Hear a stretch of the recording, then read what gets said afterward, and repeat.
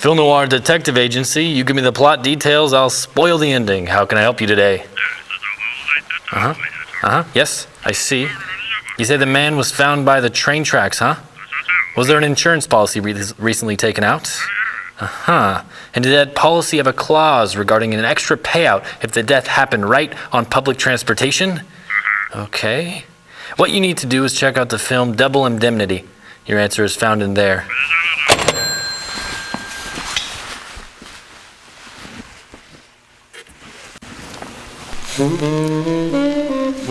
I'm Phil Noir. I run a detective agency. The last bit of sunlight sneaks behind the skyline, and the city starts to stir. The steam from the sewers filling the streets, shrouding the slime and the scum of the city in secrecy. The night, I used to thrive in it. We used to thrive in it. Before the accident. Now the only way I can stomach it is from here, my office window. Truth is, I'm scared of the night now. No, I'm not. Yes, I am. I can't even hold my glass still.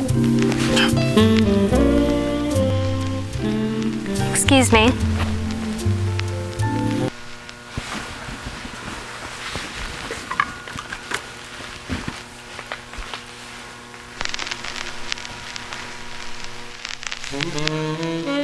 Suddenly, I had an answer to my question. In front of me stood the most beautiful dame that I'd ever seen. Part city woman, part country girl. She looked like she would stab you in the back and be having you apologize about making a mess. The way she looked at me with those doe-like eyes, I felt part of me awaken that's been asleep for years. I knew I was going to be in trouble the first time I laid eyes on her. I could smell it, and yet I couldn't look away. That dress, that figure, so divine, I longed to hold her, to caress her, to massage her. Can I offer you a drink? No, thanks. I don't drink with people I don't know. It's dangerous, you know. The name's Phil. Phil Noir. Private Eye. Your door told me that. Doesn't mean I know you. Why are you here?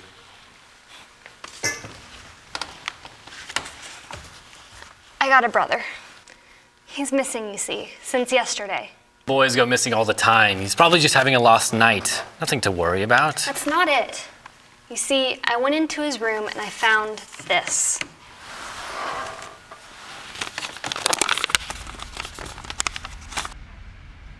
I've rented a house on Cooley Knoll so my wife can give a party. A haunted house party. She's so amusing. There'll be food and drink and ghosts and perhaps even a few murders. You're all invited. If any of you will spend the next 12 hours in this house, I will give you $10,000. Or your next of kin if you don't survive. I will see you all tonight at the house on Cooley Hill. I'll take the case. Wait, what are you doing? This film right here, it has the answers to all your questions. It follows the premise almost exactly. But you realize that's crazy, right? Logically? There ain't an original thought in the world. Okay, how is this supposed to help me? You won't need much of anybody's help. You're good. Chiefly your eyes, I think, and that throb you get in your voice when you say things like, "Be generous, Mr. Noir." Now that's just nonsense. Lady, if you keep interrupting me, the scene's gonna take forever. Fine, sorry. What's the movie? An old Vincent Price movie directed by the gimmick king himself, William Castle. Castle, a high school dropout, was the master of using gimmicks to promote his film. For instance, the movie The Tingler, he ordered military surplus wing de-icers that would vibrate when Vincent Price would yell, "The feature creature is in the theater." Ah, spooky. Or in his movie 13 Ghosts, where the ghosts were only viewable through a ghost viewer that were handed out to the audience before the show. The scenes with the ghosts were blue and the ghosts were colored red. When you look through the blue filter, you would see the ghosts. There was also a red filter you could look through if you were scared. And this movie, The Key to My Brother's Case? The House on Haunted Hill. The first collaboration between Price and Castle. This concept has been used throughout time in pop culture. And that concept is? An eccentric and mysterious millionaire invites several guests to his house that's haunted by ghosts. If the guests survive the night, they will be rewarded $10,000.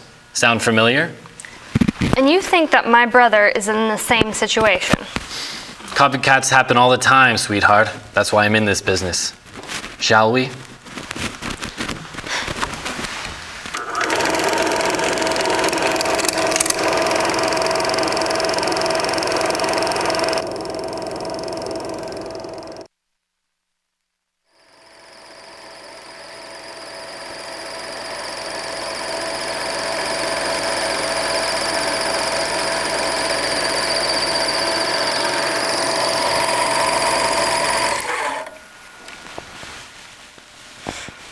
All right, let me go through this one more time because I'm having a hard time wrapping my head around this.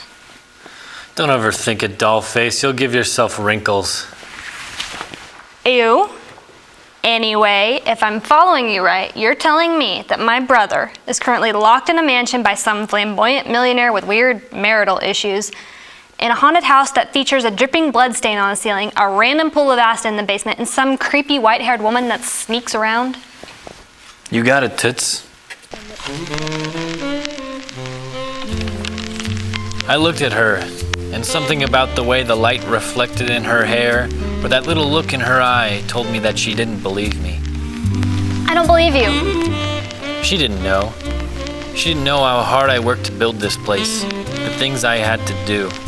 You understand that's crazy, right? I mean, the chances that those factors line up, it's almost impossible. Sure, some people have called me crazy before, but I thought this one was different. Statistics aside, the characters are plain ridiculous. Those kind of people don't exist in the real world. They're cartoons. I guess I was wrong. She really is just like all the other girls. And the zoning laws on a pit of acid alone. Walking in here with her weird little dress, she's the kind of girl that would step on a kid's dreams just to steal their popsicle. What? No, I wouldn't. Yes, you would. All right then, if the answer to my problem is at the end of the movie and you've seen it 100 times, why don't you just tell me how it ends? None of you young folks have any sense of patience anymore. Right. It's just that my brother, might be in danger in a haunted house full of weirdos and acid, kind of in a hurry. That, and I've been really lonely. Ugh. Don't tell me you're one of those dicks whose partner dies on the account of something they did, which makes them all crusty and cold, so they start using because that's the only thing that stops the pain anymore. How cliche. Worse. Business is dried up, so I can't afford my gas bill. This is how I heat up my soup now. Although my partner did die. Up. No more voiceovers. No. Oh, fine.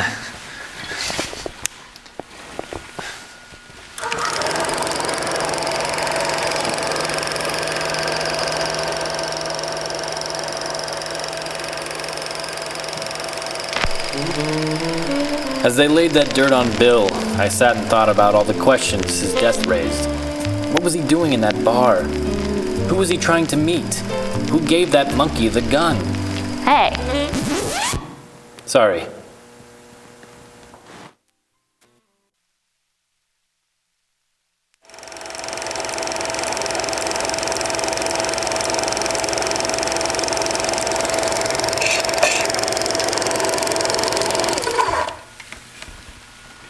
Huh. What'd you think? It's pretty good. A little cheesy, but fun. I don't think I'm any closer to solving my case, though. Oh, no? Yeah, I mean, the movie was fun, but what are the chances of something like that actually happening? What do you mean? Well, for starters, this woman wants to kill her husband, right? So she plans a party for her and her boyfriend to kill him.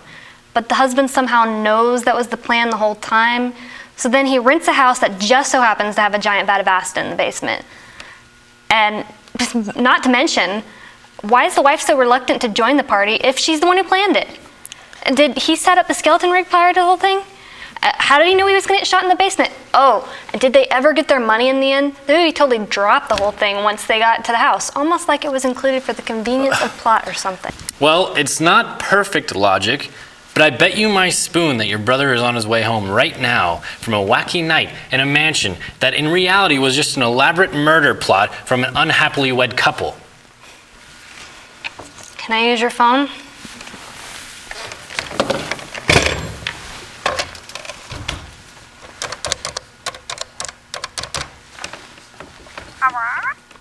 Hello, Mom. It's me, Mom. It's Vivian. Yes, I'm fine. I'm just out looking for Tommy. Oh, he's home. Can you put him on for me? Hi, Tommy. Where have you been? Are you all right? A chance to win $1 million, huh? You said haunted? Like ghosts? A marital problem? You don't say. I don't know what the odds of having a giant vat of acid in the basement are. No, well, I'm glad you're all right. Yeah, take care. Uh-huh. Yep. Uh-huh. Well, goodbye. Well, Son of a gun, it was exactly the same thing. did he find the money? You know, I was so distracted by the rest of it, I completely forgot to ask. Well, I guess you are right. I don't know how to thank you. Is there anything I can do? You can scram, kid. Give me and Campbell's here a little space. Is this another bit?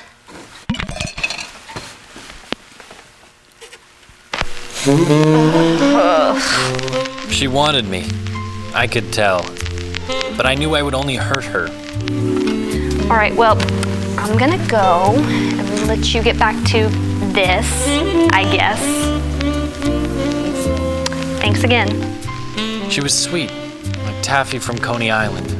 But I was hard, like older Taffy from Coney Island. Cold, like a swan statue made of ice. I'm like a piece of tumbleweed blowing down a lonely trail, or a piece of toilet paper stuck to someone's shoe. I don't know where I'll end up, but I knew deep down that I couldn't stay. I had to let her go.